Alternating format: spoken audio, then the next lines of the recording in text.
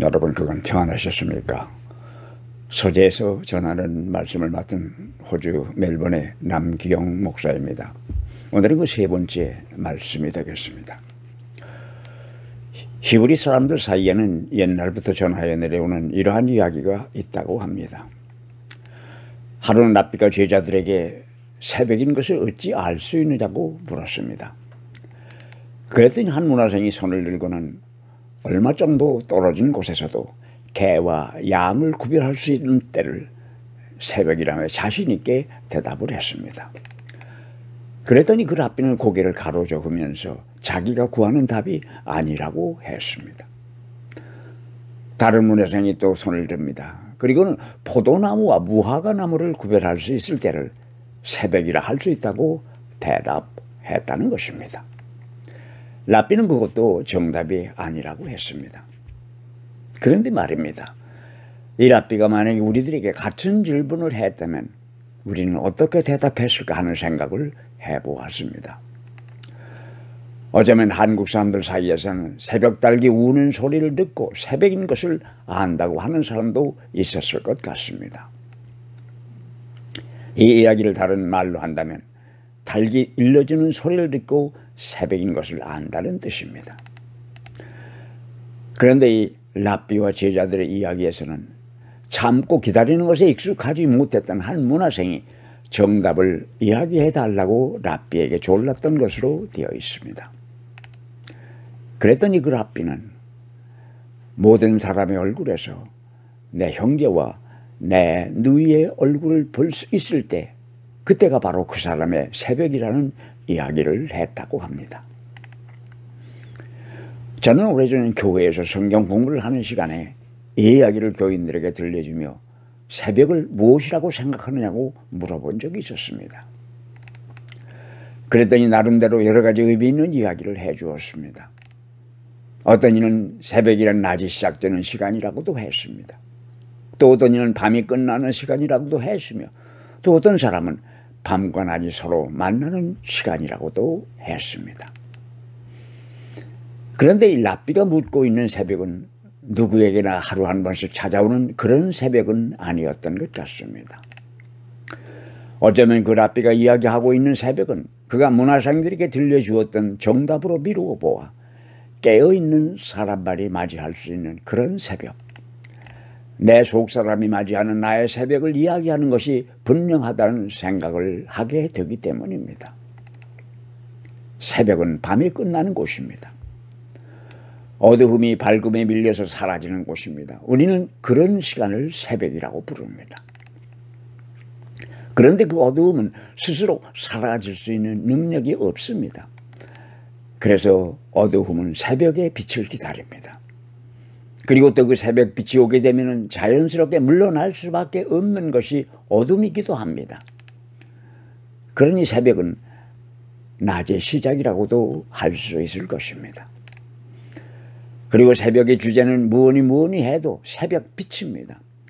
새벽에 햇살 없이 참 새벽은 있을 수가 없기 때문입니다. 또 새벽은 밤과 낮이 서로 자리를 바꾸는 시간입니다. 어두움이 빛에게 자리를 내어주고 물러나는 곳이기도 합니다. 그렇게 되면 온 세상은 빛으로 가득 차게 됩니다. 어두움 속에서 하던 일은 이제 그만 그칠 수밖에 없는 곳이 바로 새벽이기도 합니다. 그러니 새벽이란 시간일 뿐 아니라 장소이기도 할 것입니다. 그리고 새벽은 마음입니다. 그 빛이 있어서 더 이상은 어두움이 없는 곳이 바로 그 새벽이 있는 곳이기 때문입니다. 그리고 우리는 그 빛으로 인하여 모든 사람에게서 내 형제와 내 누이의 얼굴을 볼 수 있는 그때와 그리고 바로 거기가 나의 새벽일 것이기 때문입니다. 그런데 사실 신실한 믿음 생활이 어떤 것이냐고 한다면 그것도 결국은 우리 각자의 마음 속에 새벽을 여는 일이라고 할 수 있습니다. 왜냐하면 믿음의 궁극적인 목적은 내 속의 새벽을 맞이하여 내가 새 사람이 되는 일이기 때문입니다. 믿음 생활이란 내 속의 새벽을 여는 행위입니다. 그래서 내 속에 있는 어두움을 물리치고 새벽을 맞이하는 것입니다. 아마 그래서 예수께서도 자기를 빛이라고 하셨을 것입니다. 그러니 예수는 나의 새벽빛입니다. 예수의 빛을 내가 지니게 되면 그 빛으로 다른 사람을 볼 때에 그들의 얼굴에서 나의 형제와 자매의 얼굴을 볼 수 있기 때문입니다. 그것이 바로 새벽을 맞이하여 새벽 햇살을 맞은 사람의 마음일 것입니다. 이사야서 58장을 보면 하나님께서 이사야에게 이스라엘 백성들이 하고 있는 금식이 얼마나 가증스러운 것인지를 똑똑히 이야기하여 주라고 말씀하십니다.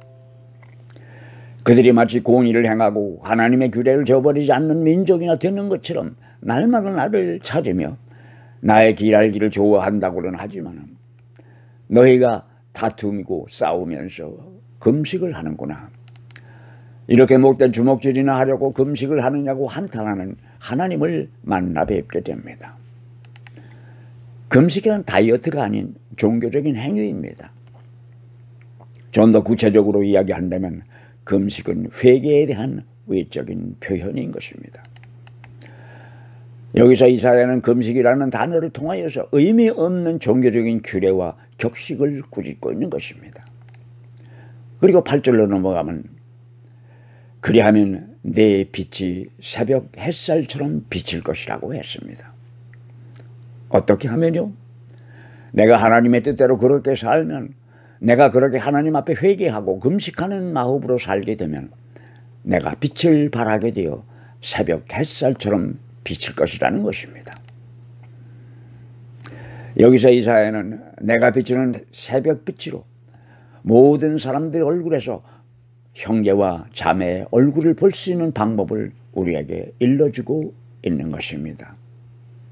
그러면 어찌해야 합니까? 6절과 7절에서 이사야가 말하고 있는 것은 정의가 구현되고 진정한 자유가 실천되며 서로를 불쌍히 여기고 돌보아 헐벗고 굶주리는 자가 없으며 아는 이가 서로 모른다고 하는 슬픈 일이 전혀 없는 그런 세상을 말하고 있는 것입니다.